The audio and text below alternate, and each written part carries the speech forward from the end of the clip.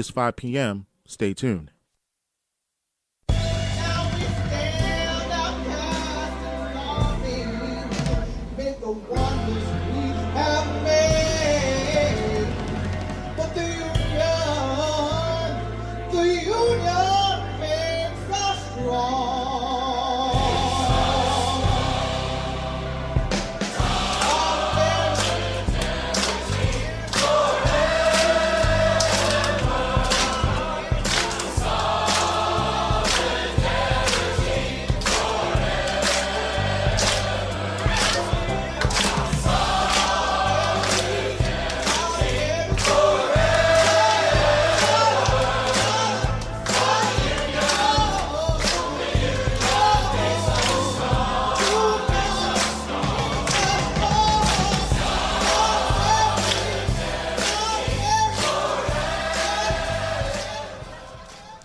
What's good, New York? You're listening to Revolutions Per Minute on WBAI listener-funded radio, 99.5 FM. I'm Jack Devine, and I'm here today with my co-host, Lee Zishi. Today, we'll be covering the headlines from a socialist analysis, and then we'll be talking about the Green New Deal and what a Green New Deal could mean for New York State's energy plan. We'll be talking with Kelly Roache, who is in the studio with us today. And before we dive in, let's fully introduce Lee, who, if you listened last week, called in from a protest live at Peekskill. Hey, everybody, and you almost got my name right. It's Zishi. It was very, very close. Fishy with the Z. And I knew I was going to make the mistake. I'm very excited to be here co-hosting today and talking about a Green New Deal. I've been working on stopping anti-fracking infrastructure and fracking for a very long time, which is kind of how I ended up supporting democratic socialists. So be careful, parents. If your kids are doing anti-fracking organizers, they will definitely end up socialist because they will see that the way the capitalist system works right now and the way that our energy system works right now is a lot of polluting of communities and polluting of the planet and all those external costs being passed on to us, while rich billionaires like Rex Tillerson of ExxonMobil make all the money. And we're joined today by Kelly Roache, who I have the great fortune of knowing through the Energy Democracy Alliance. She knows more about renewable energy than anybody I know, and we're all so lucky to get to hear from her today. So thanks so much for being here, Kelly. Thank you, Lee. Kelly Roache, as Lee said, getting over a little laryngitis, so pardon my voice. I organize with the New York Energy Democracy Alliance, which is a coalition of 25 member groups all over New York State, base-building organizations working at the state level on both policy and programmatic or project development. My specialty is, in particular, in community-owned and shared solar arrays or solar farms. And I'm also a member of the DSA Libertarian Socialist section of the New York area. I get. I mean, if you want to dive into, what maybe libertarian socialism is, because it's kind of just one caucus within a broader array of what, the Democratic Socialists of America are doing. We're a Big Tent organization with a lot of different people who have different ideological perspectives, but we're all united around, democratizing the economy, our society, taking away power from, the capitalist class, the ruling class, the people who own everything. And we want to, not just like spread the wealth, we want people to own the wealth. So if you want to dive into what brought you to that vision of the world, we'd love to hear it. Yeah, absolutely. I also define myself as a municipalist, so someone who's interested in creating change from, in particular, the grassroots, hyper-local level through direct democratic initiatives. So also have founded and organized with a group called Symbiosis and work with Fearless Cities North America as well, with some folks may be familiar with our allies of DSA, and are working at sort of the continental level to coordinate some of these local efforts. So basically matching the hyper-local community assemblies, community-owned renewable energy projects, which we'll get into a little bit more, mutual aid projects with the sort of systemic change level through an approach that is often known as dual power. That sounds great, and I think it really highlights, how DSA and, our coalition partners were fighting for socialism on multiple fronts. It's not, I spoke about this last week, but there's kind of I think a general misconception about what socialism is. It's like, oh, it's the government is going to take control of your life. But no, it's the opposite. Actually, the government right now under capitalism has immense control of your life. They can throw you in a cage. They can, not just the government, but your boss can fire you. Or, if you work for the government, they can end your job. But socialism is not about the government taking control of everything. It's about the people seizing control of the means that provide them their life. That people are not disempowered, but rather they're empowered in their workplace and their home and in every faction of their life. Yeah, and I mean, I think when it comes to energy, that's, one of the most exciting things, this idea that, we can own our own energy. And I'm really excited that we're going to be talking a lot more about that today. Yeah, I mean, energy is something that there already are like partial plans out there with public ownership, and they work better than the privately owned models. So we're not just, fighting for something that's out of thin air. We're talking about things that really exist and we need to build upon if we're going to survive this, what is an impending climate apocalypse. The report came out this past week that like all the fish are going to be dead with it in the oceans within like 20 years.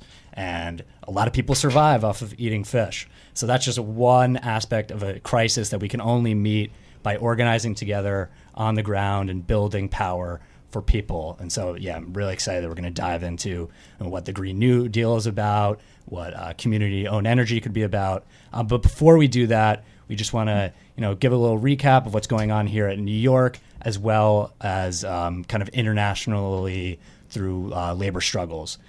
Before diving in, we're going to first do a little of the New York headlines before going into a clip about the strikes in Los Angeles. But first, I just wanted to mention how now with the Democrats in control of both the New York State Assembly and the State Senate, the legislature on Monday passed a series of bills aimed at electoral reform.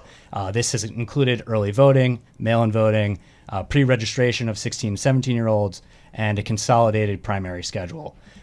Missing from the package was the restoration of voting rights to people on parole and automatic voter registration, as well as flexibility for voters to switch parties. I think these are really key issues that organizers on the ground should be pushing for to make sure that this is not the final step of opening up the democratic process in New York, but really expanding it further. And at the same time, this past week, Mayor de Blasio announced some new initiatives that could really expand the public sphere and the commons within New York. A plan for comprehensive health care for all New Yorkers, which would include New York's undocumented residents, as well as support for Jumaane Williams' bill to guarantee 2 weeks of paid leave, and a program to give free eyeglasses to all kindergartners and first graders. These are not the great solutions that we need long term, but I think they are steps in the right direction, and that people on the socialist left and maybe people who call themselves progressives that are inclined to socialist politics should be happy at these steps, but we need to fight and push for more. And how you push for more is getting out in the streets, taking ownership of your workplace and letting your bosses know that they can't do anything without you. And so to show the power of that, we're going to go to a clip from UTLA and their amazing strike out in Los Angeles. So we're out here, day 2 of the strike. Do you think we can win? Yeah, definitely. Absolutely. And in order to win, what does that look like? What are the schools that you think Los Angeles deserves? We need more community schools with smaller class sizes, more nurses and librarians, and pulling our community resources together to give the kids a school and classrooms that can actually meet their needs. Great. Thanks so much in solidarity.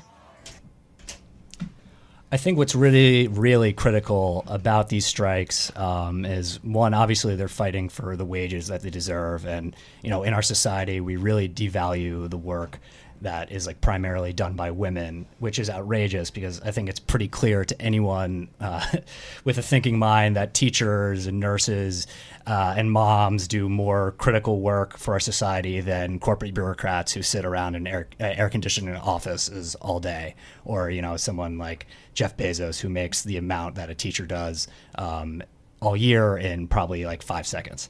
So I think what these strikes are really critical as they're not just fighting, though, for their wages. They're also fighting for the community. They're fighting against privatization, in which real estate developers and hedge funds seize control of our public institutions. And they're fighting for lower class sizes. It's ridiculous that up to 50 students in a single class in California. So it's great to see over 30,000 California teachers in Los Angeles out on strike. And this is a part of a series of developments that began actually not just this past year, but in Chicago in 2012, kind of a real new movement for social movement unionism, where the teachers are working with the students and the parents to take back public education, expand it, and empower the workers even more. And in this 11 months alone, after really strikes being dormant in American society, just among teachers, there have been over 400,000 teachers on strike. And I think this is part of a broader international movement of socialist feminism, where you have these the massive strikes in India in the past week, where 150 million to 200 million people went out on strike, kind of following the lead of Indian women who filled the streets the week before, declaring that they are worth something, that the Modi's nationalistic, patriarchal mode of domination has to be put to an end. And then also you have Bangladesh. You have 50,000 textile workers who are mainly women and children, also out in the street fighting for their rights. They're fighting for the fact that they deserve a living wage and they deserve to be empowered in their society. Yeah, and since we're talking about a Green New Deal, I would just like to, kind of give a shout out to all the coal workers who were some of the first people who led strikes in our country. It's because of those workers that we have a 5-day work week, that we have, the hours that we have. And we'll definitely get into this more, but, I think a lot of people they accuse environmentalists of not caring about fossil fuel workers, and that's not the case. We wouldn't have a lot of these amazing things, these labor laws that we have, without coal workers who went on strike and were actually, fired upon by the Rockefellers back in the, late 1800s, early 1900s. So, we do care about the coal workers, and we care about the fossil fuel workers. So you're listening to Revolutions Per Minute on listener-sponsored WBAI in New York, broadcasting at 99.5 and streaming online at WBAI.org. Today we're talking about a Green New Deal, and our Governor Cuomo, recently announced that he supports a Green New Deal. You can't see, but I'm putting that in air quotes. So let's now go and hear Governor Cuomo's announcement on a Green New Deal. The federal government still denies climate change, remarkably turning a blind eye to their own government's scientific report. I've never seen anything like it, and we've seen a lot from this federal government. But they put out a report that says one thing, and then they publicly deny it. But denial is not a life strategy, and we will never solve a problem that we refuse to admit. We know what we must do. Now we have to have the vision, the courage, and the competence to do it. New York must be the most progressive state in the nation, moving to renewables. There is real economic growth potential, and New York will launch the Green New Deal to make New York's electricity 100% carbon neutral by 2040, and ultimately eliminate the state's entire carbon footprint. So that was Governor Cuomo. He made that announcement recently before the holidays when he was announcing his 2019 justice agenda. He reiterated some of those same statements today during his State of the State address. So Kelly, you've been doing work in the renewable space for a very long time. How has Governor Cuomo done so far on renewable energy? Yeah, this is definitely not the first time we've seen sweeping plans or statements from the governor, but have seen a lot of failure in the actual implementation. So We've seen a policy called the REV, that's a REV, which is around reforming our energy vision, which came out several years ago. But we are still only at 5% wind and solar for our energy sourcing for New York State, which is pretty pitiful after several years of that policy being in place. And we see also just a lot of ideology of capitalism and quote unquote market animation behind the approach of the governor's administration, having a quote unquote energy czar that is a former Goldman Sachs executive, a number of Goldman Sachs execs in the sort of core energy team of the Cuomo administration. So a lot of failure to deliver on anything that's sort of beyond reformist vision of capitalist energy structure, where corporate utilities are still playing a giant outsized role. Communities are not being brought to the table or consulted, and even small kind of businesses and local solar developers are being left out of the picture. And it seems like particularly absurd to have like a market approach and to something, dealing with an issue like climate change, and really the need to like liquidate the fossil fuel industry. It can't exist really within 12 years if human civilization is going to avoid basically a genocidal path to either complete destruction or surviving in a world that I don't think any of us want to live in. And the idea that like all these investors who have put so much money into fossil fuels are just going to willingly, let their money evaporate just goes against the nature of how capitalism has operated for 500 years. They never let themselves be liquidated. There is always struggle to confront the people who own, destructive private property. Yeah, the administration has really kind of tiptoed around that issue or structural change writ large, which is very frustrating for definitely local organizers. Yeah, and one of the things, too, that Governor Cuomo has been doing is not, getting rid of the fossil fuel industry. He's actually approving a lot of frack gas infrastructure. I found it really interesting that he talked about this denialism when calling out Republicans, because, they deny climate change. But what we have is a lot of Democrats who recognize that climate change is a problem, but then have kind of bought into this fossil fuel industry myth that frack gas is a bridge fuel. And so we have Governor Cuomo has approved he banned fracking in 2014, which was a really big deal. And he only did that because there was a mass movement that picketed him everywhere he went.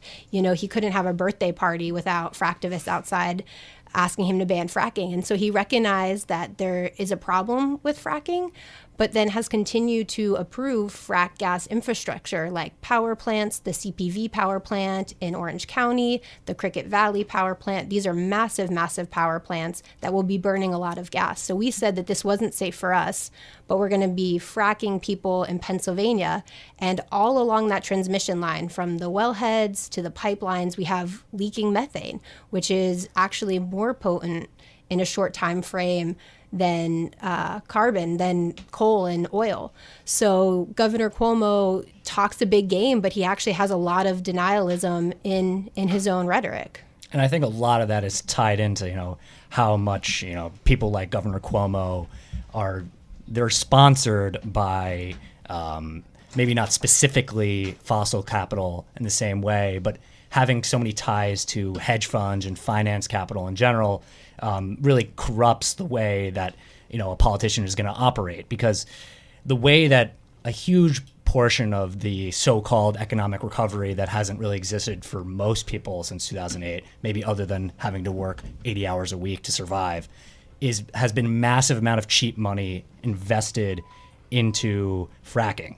And so hedge fund managers are really tied in with this method of production. And at the same time, so they need to, have the government continue to allow this to happen so that they can maybe get a return on their investment, even though fracking is mostly not a profitable industry. So the entire political economy is built around these really destructive mechanisms. And that's why it's so important to confront it on the ground and every front, and that we can't just rely on platitudes from politicians like Governor Cuomo. We have to really organize to build an alternative economic structure. Yeah, I mean, and also Governor Cuomo's best friend, Joseph Prococo, is going to jail for taking money from frack gas, from a frack gas power plant, and his former campaign manager, Maggie Moran, was a lobbyist. So there is also some really direct ties from Governor Cuomo.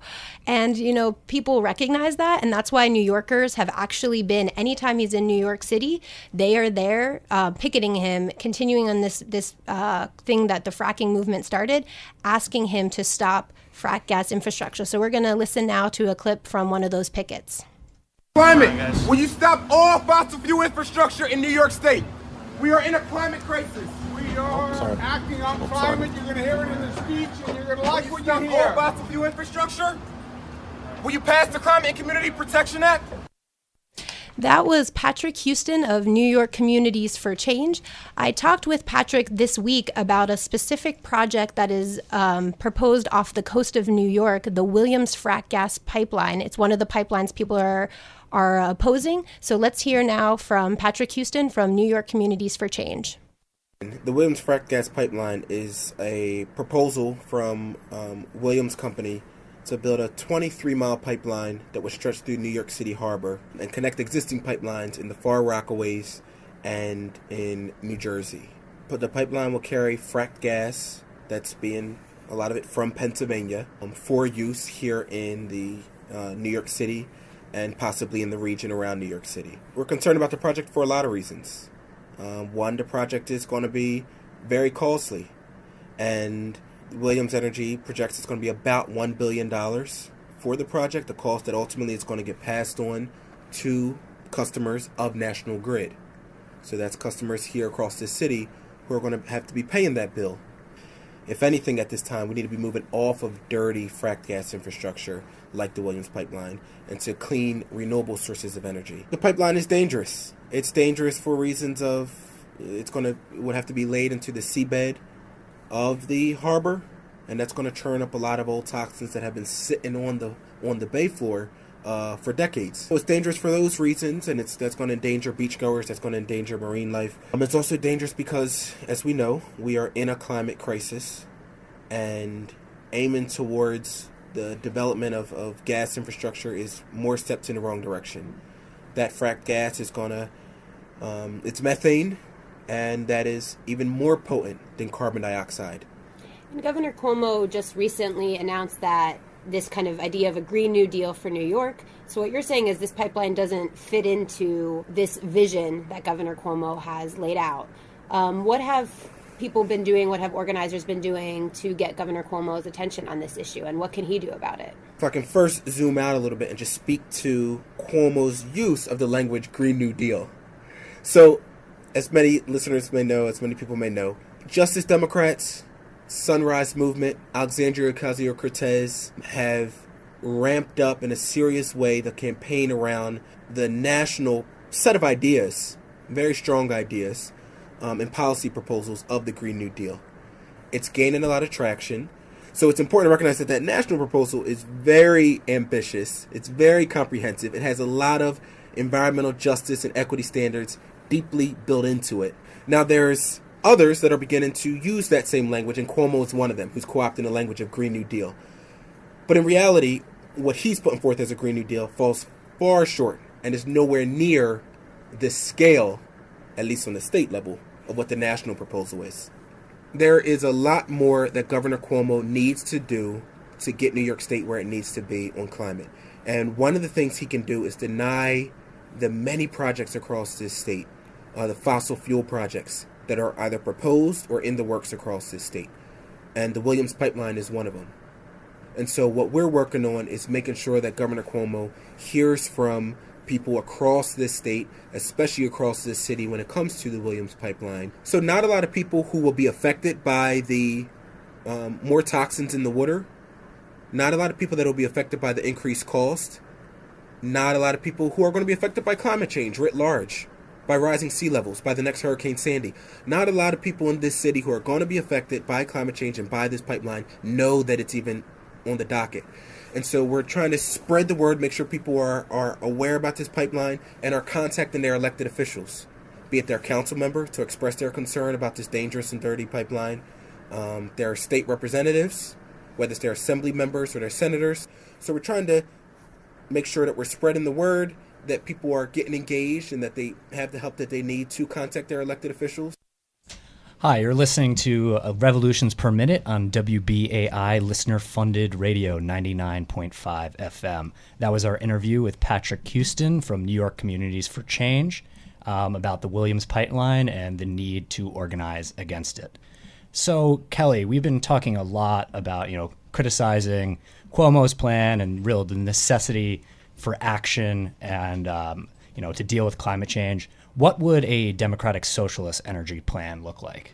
Yeah, it's a great question. So in the sort of just transition framework, we talk a lot about stopping the bad, which is a lot of this incredible work that folks are doing on the ground, but also then building the new and replacing sort of our energy system that we see now, I think can take a few different fundamental approaches. One is being obviously renewable.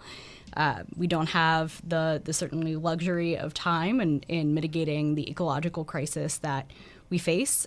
So committing to true renewable energy infrastructure, not bridge gas infrastructure. Also being equitable. So don't want to create a situation in which these renewables are only accessible to the wealthiest, continuing to perpetuate the system of inequality that we see under capitalism. And then my sort of two favorite components of a sort of REAL, this acronym energy plan that the New York Energy Democracy Alliance has advanced, are being accountable and local. I'm from the New Jersey Shore. Was there through Hurricane Sandy, and we still have not fully recovered. I drive by a lot of areas on the shore in Oceanport, Seabright, Asbury Park, where those properties just have not been rebuilt or have been reclaimed by capitalist developers now that the price of oceanfront property is quite high. So one sort of key to mitigating that is having an energy system that is resilient and that can be sort of islanded or responsive to these climate events that we're going to see more and more of and are already seeing more and more of.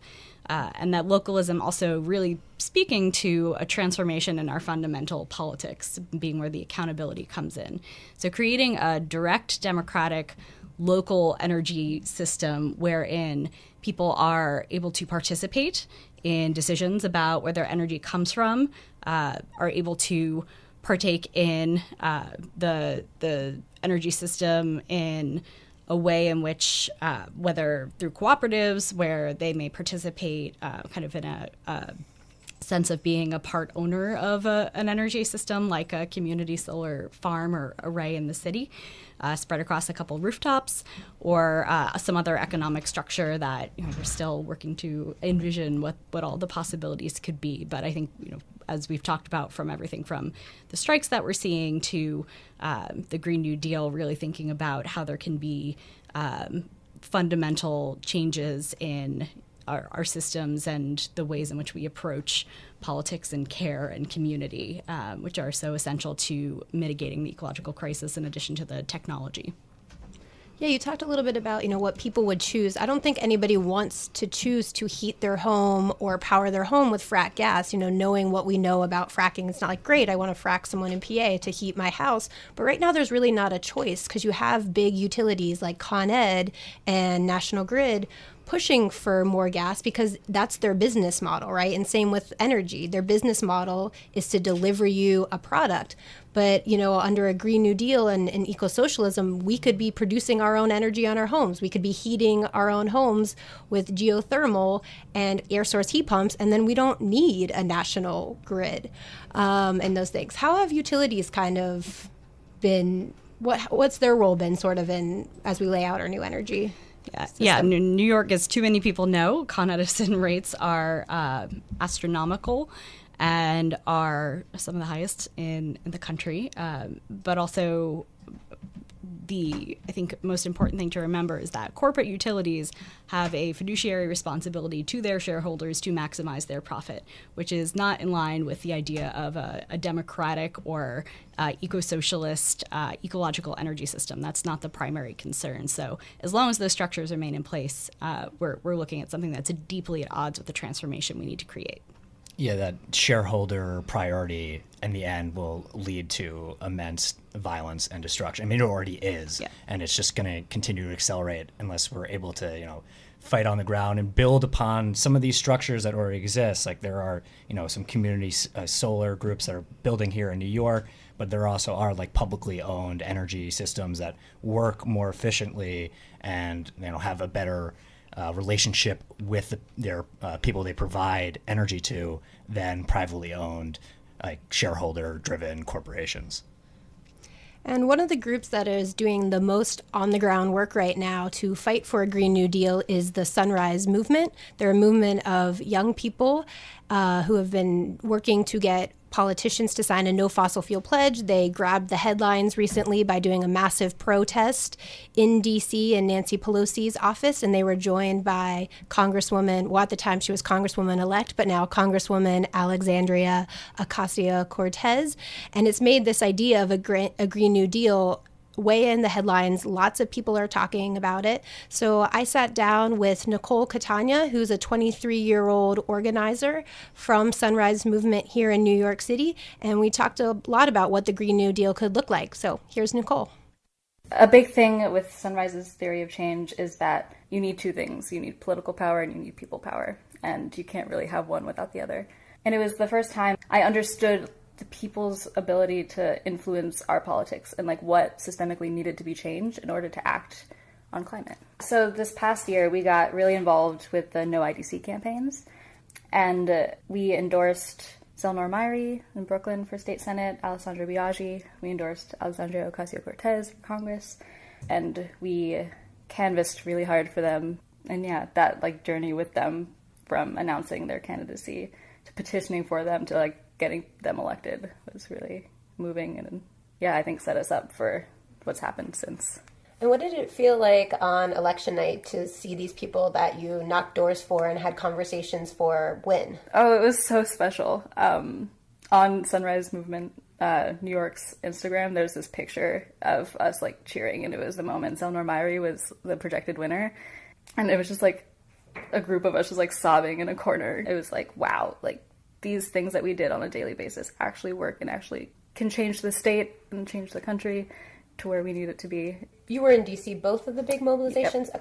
Okay. So what was that like? You've been doing all this organizing here in New York City, and then to be with so many other people from across the country in the most powerful place in the world. What was that like? That was wild. Yeah, the first one, it was like there was 200 of us, the biggest thing I'd ever been a part of.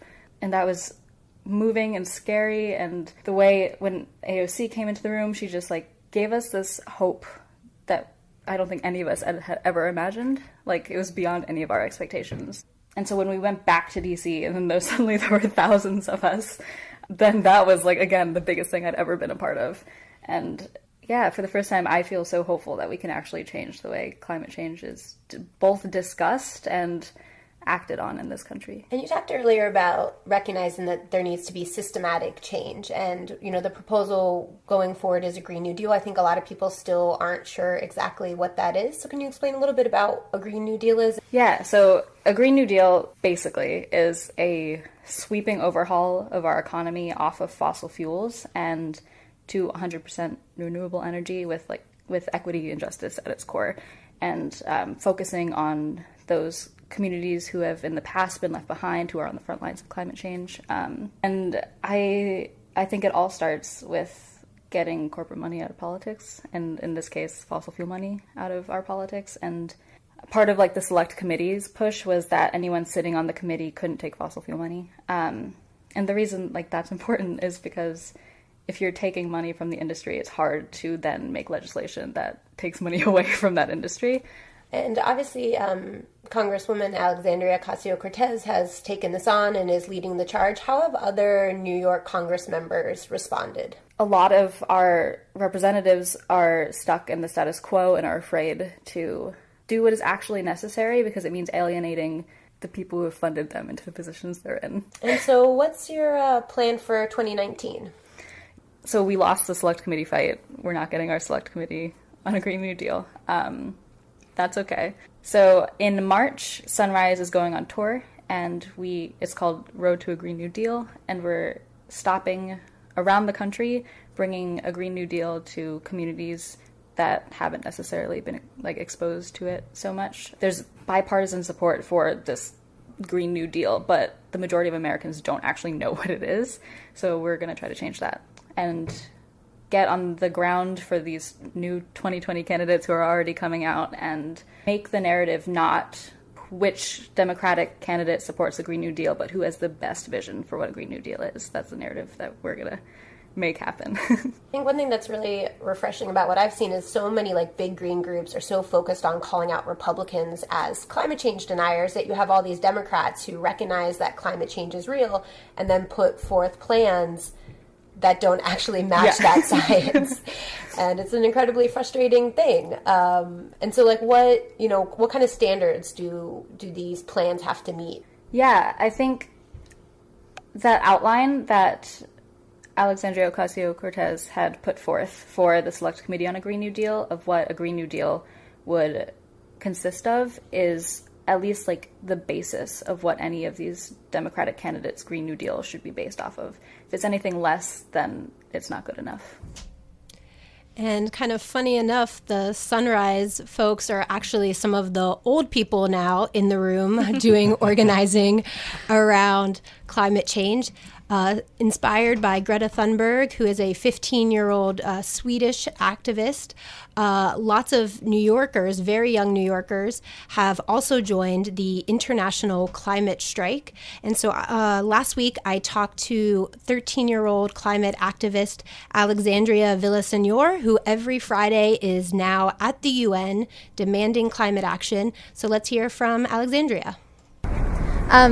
I have been striking at the UN every Friday in solidarity with the 16-year-old Swedish climate activist Greta Thunberg. And the reason I chose to strike at the UN is because this past year, the United Nations held the Conference of Parties, where the world leaders had failed to come to an agreement to reduce greenhouse gas emissions by 2030. And that will have catastrophic risks if we don't reduce those emissions. And so I hope to raise enough awareness where people will start demanding actions from our world leaders. And, as a young person, how does it make you feel to see, your elected officials and all these people that are in charge not really taking the actions they need to take? It makes me very upset because it just shows that they will accept money over our future. And do you think that a lot of young people are kind of recognizing that this system that we're inheriting is broken? Or what do you think kind of about the world that you're being handed right now? It's definitely unfair, and I think a lot of kids realize that no one was trying to protect our planet and that we ended up in this mess. Yeah, and how does it feel that they put, these fossil fuel interests, these billionaires before you? I mean, you're 13. Rex Tillerson's not going to be around, that former head of Exxon. He's not going to be around when climate change happens, but you are. It's definitely very upsetting to see because when we're older, hopefully we will have the decisions to change it. But for now, all we can do is demand the action, but they still have been choosing the greed over the planet. And what's kind of your vision? What would you like to happen, and what would you like, our energy system to look like, our world to look like? I definitely want more policies being made to lower the emissions rate so we don't pass 1.5 degrees by 2030. That's one of the main things that I'm hoping to raise awareness to demand the action. And that was our interview with the absolutely incredible 13-year-old climate activist Alexandria Villaseñor. Considering when I was 13 years old, my greatest accomplishment was winning back-to-back video game national championships in NCAA football 2006. I am extremely impressed. And I think it's just, another indication of the type of work that has to be done. It's amazing seeing these 13-year-olds going on strike, realizing that it's collective action, it's working together with other people. It's that seeing that your own interest is together linked with a common interest against a very small section of the population, like the billionaire class who own the wealth and exploit you every single day, realizing that we have to come together and fight against them to take their power away and, share the power, share the wealth, and build kind of these working class, institutions, organizations that really empower people in their day-to-day life. And when it comes to energy, to owning their own energy, participating in the energy decisions that they have to make, and coming together and fighting for something collectively. And it's really amazing to see someone so young realizing that. Yeah, I was just hanging out at the mall at 13, really indulging in capitalism, and it wasn't making me really happy. I recognize in advance, looking back on it. So Kelly, if people are feeling inspired now, they heard from Sunrise Movement, they heard from these awesome young climate activists, what can New Yorkers do to shape New York's energy policy? Yeah, I would say it's a critical moment. I think it pretty much will always be a critical moment given the scale of ecological destruction that we're facing down. But in particular, right now, we're on cycle for the development of a new statewide energy plan. A couple other things that tie into that, obviously the Green New Deal proposal that the governor has put forth, or again, co-opting the language of Green New Deal proposal, but making that as expansive and deeply transformative as possible. And in addition to that, the sort of overall emissions or renewable transition goals that come along with that. So, previously we're looking at 30 or 50% by 2030. Renewable energy was the previous goal. Now we're looking at, I think, 100%. I think it's by 2040 is the current, or 2050. But we are, I think, looking to accelerate that. So it needs to be faster. Exactly. At least according to exactly. the vast majority of scientists. Right. There's not really a choice there. So absolutely engaging in processes with certainly your local state representatives. There are definitely some folks who are great allies and agitators on this issue. And in addition to that, through the executive branch, there are always a host of call-in days and other opportunities to organize, whether directly at Cuomo's doorstep, whether he's in New York City or in Albany or elsewhere in the state.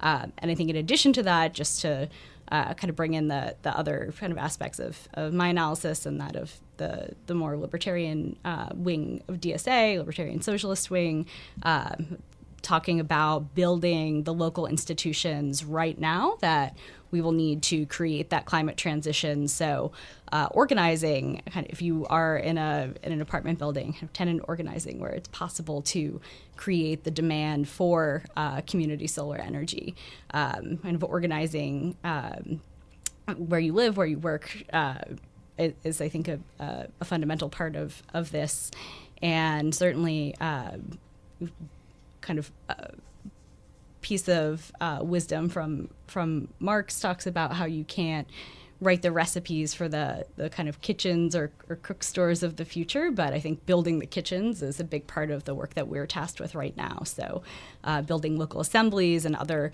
kind of forums for people to voice and organize together, looking at alternative financial mechanisms like public banking. There's a huge public banking campaign in New York City right now that New Economy Project helped to spur.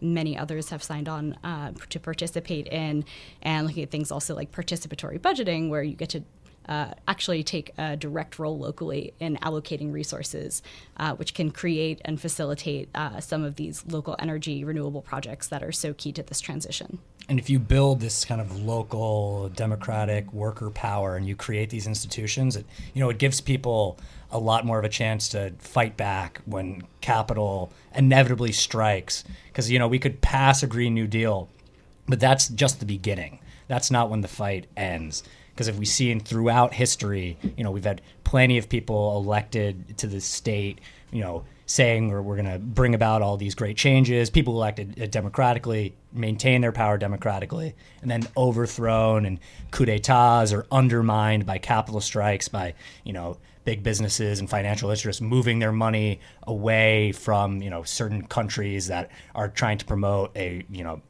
quote unquote radical agenda, but radical really means dealing with the issue at the root. So, when we pass legislation, it's not going to be enough. It's going to take building these institutions, fighting on the ground every day. So I think it's really great and really significant that people are working on that level. Yeah, absolutely. And that's the kind of community support that we each need as well to continue in what is definitely long-term and really grueling fight. So definitely the sort of network of support that creates as well, just thinking at a care level and level of mutual aid is so critical. Yeah, mutual aid was so key, after Sandy, Yep. Occupy Sandy came together, and they really were helping people when the state was prioritizing the most valuable real estate over the people who are suffering most from the destruction wreaked by the hurricane, and the people least responsible. Poor people consume the least amount of energy. Almost all the energy in the world. I think it's 70%, or I might even be underestimating that, of fossil fuel contributions come from the 100 most valuable companies and, people who fly in private jets. It's not the people who are going to suffer the most who are the reason why this is happening. And I think it's really critical to factor that in, that, we're not just, this is a fight that has to be, from the bottom up, because if it's not, the top will make those people suffer. Yeah, and just to say quickly, private consumption behaviors and modifying those is all great and important and contributory and educational, but really these structural level changes that don't put the onus on already the most marginalized are sort of the fundamental thing we have to center. Yeah, and we want to hear from your voices too. What do you want to hear in a Green New Deal? What do you want our energy economy to look like? So you can call in at 212-209-2877. Again, that number is 212-209-2877. Yeah, let us know what you want to see in a Green New Deal.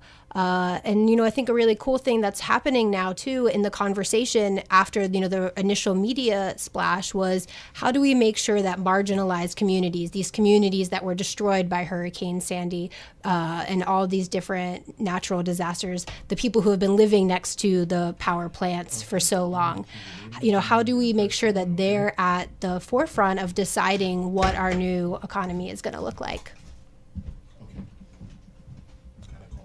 Oh, we've got a caller live. You're live on WBAI radio. Hello. Hey, how you doing? How you doing? My name is Oliver, live in Manhattan. I'd just like to add something to this conversation. I'll make it as brief as possible. Something that has been missing in all the dialogue about the crisis, impending crisis of climate change, and that is added to that huge imminent crisis are many crises on this earth. Over 80,000 chemicals that people are absorbing, and it's in the chemicals in our foods and everything. The oceans, all the oceans are polluted with plastic and many toxins, et cetera, et cetera. The abuses of women and children on this earth. There are many impending crises all at the same time. And the only thing that is going to bring an end to all these crises will be an economic crisis, which I do believe, and there are many people, including economists and others, who believe is imminent. And that will be an economic crash, not a recession, a depression that will cause all the power brokers in the world, corporations and individuals, basically force them to their knees because they won't be able to stop it. And that's the only thing that will save humanity, because there are too many crises on this earth, including climate change, which will impact, much used word in our media today, all of humanity. Thank you very much. Well, thank you for that great call, and I think that's a really critical point that, these issues are not separate. And yeah, it's not just climate change and things are heating up, but, animals have been going extinct at a extremely rapid rate.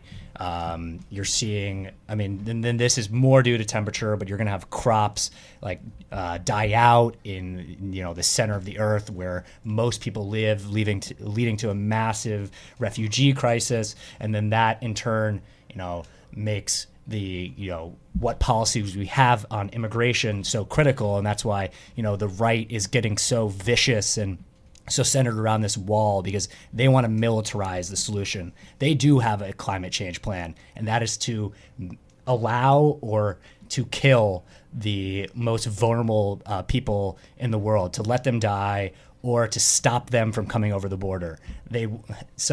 Exactly, and I think you are right that there is an economic crisis.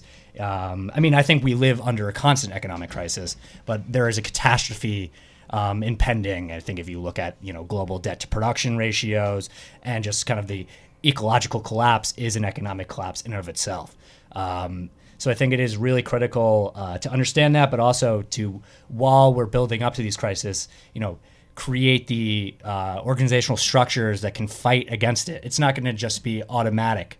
Things can get worse. They always can. And it requires people coming together and fighting back and, building real solutions in order to build a better, more democratic, socialist world. Yeah, just to say, we already see that system crumbling in so many ways. But for instance, one of the largest corporate utilities in the country in California, PG&E, filed bankruptcy.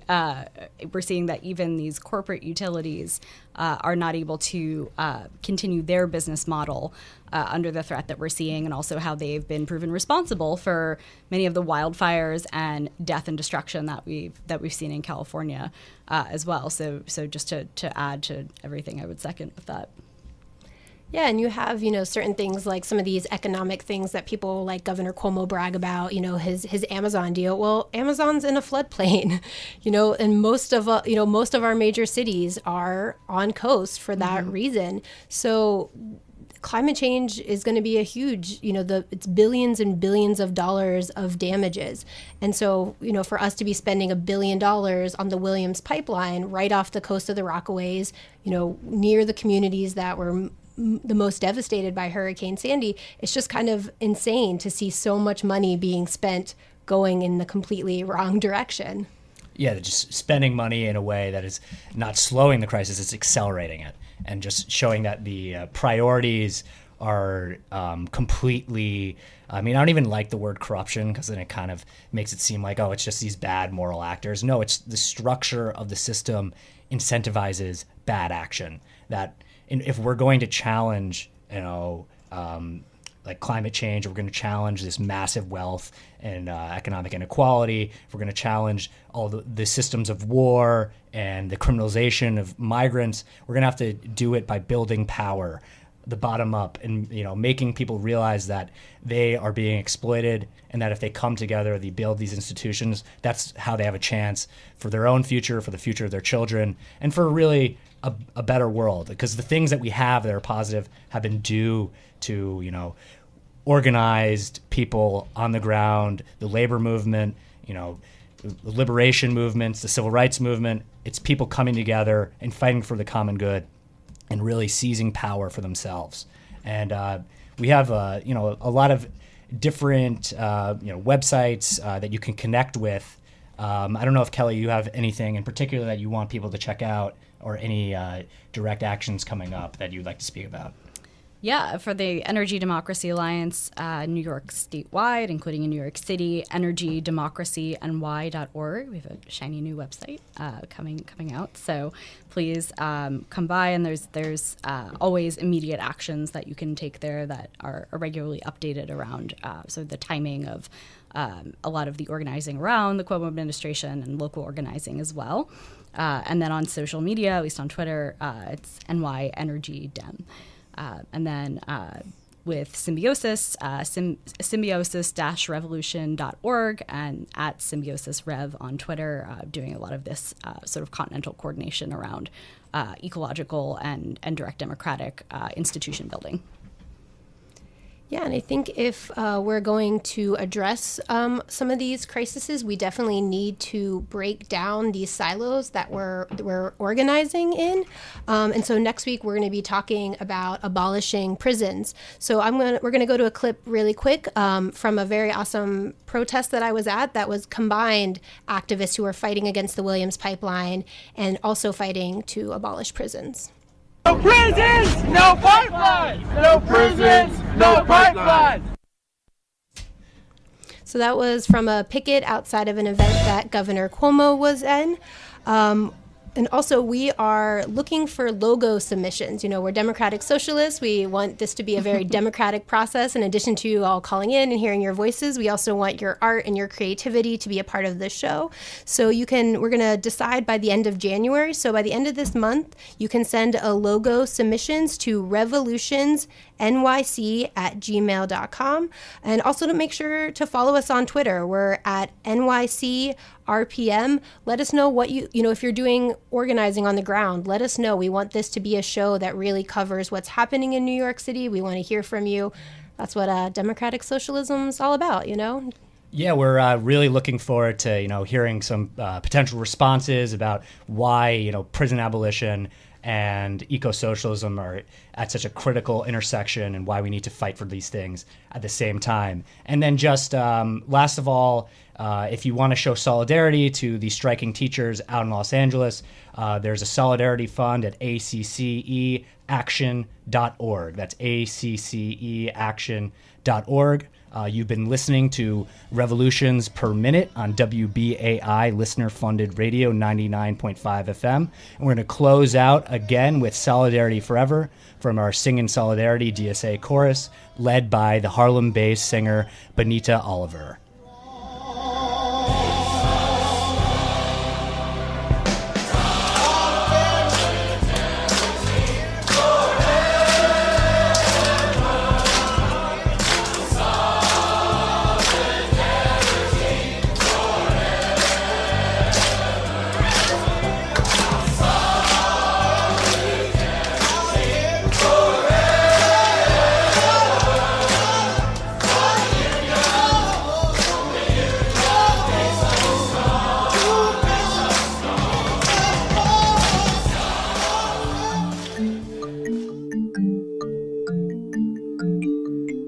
On the next Ecologic, Tyson Slocum of Public Citizen and other activists from national organizations will analyze the environmental aspects of the midterm elections. Tune in to Ecologic on Tuesday, January 15th at 8 p.m. to hear Ken Gale and Donna Stein discuss the impacts right here on WBAI New York 99.5 FM and WBAI.org.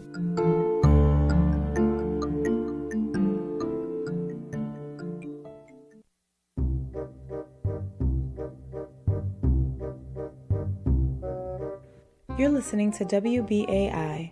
This is Kiani Brea with an announcement about your local station board elections.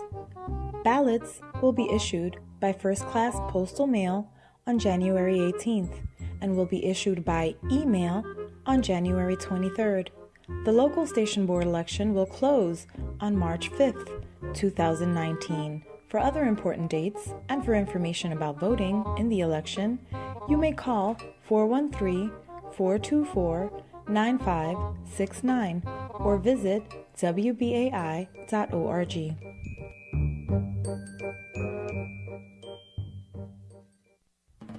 On Tuesday, January 15th at 10 p.m., Sugar in My Bowl presents a tribute to Miss Nancy Wilson. An abbreviated version of this program originally aired on March 8th, 2007, during International Working Women's Day programming. That's Tuesday, January 15th at 10 p.m., right here on WBAI New York, 99.5 FM, and WBAI.org on the web.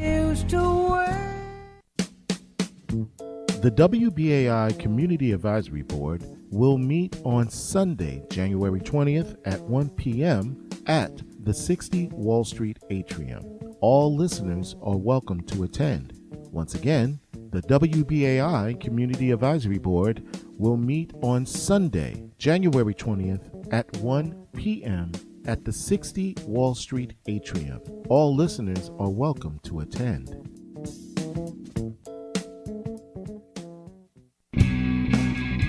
Did you know there's an election coming up?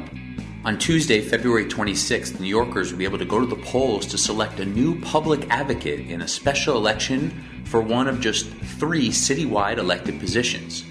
This is Ben Max, co-host of Max and Murphy right here on WBAI Radio, 99.5 FM and WBAI.org, with Jarrett Murphy of City Limits.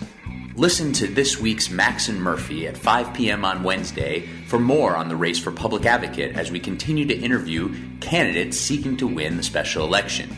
That's 5 p.m. Wednesday right here on WBAI.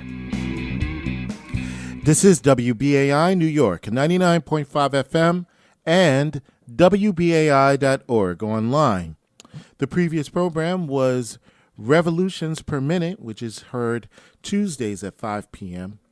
here on WBAI. Stay tuned for the WBAI Evening News coming up at 6 p.m., followed by Radio Gag, Gays Against Guns. That's at 6:30 p.m. 7 p.m. is First Voices Radio with Teokas and Ghost Horse. And this is a listener-sponsored community radio station where radio station where radio station where radio station where radio station where radio station where radio station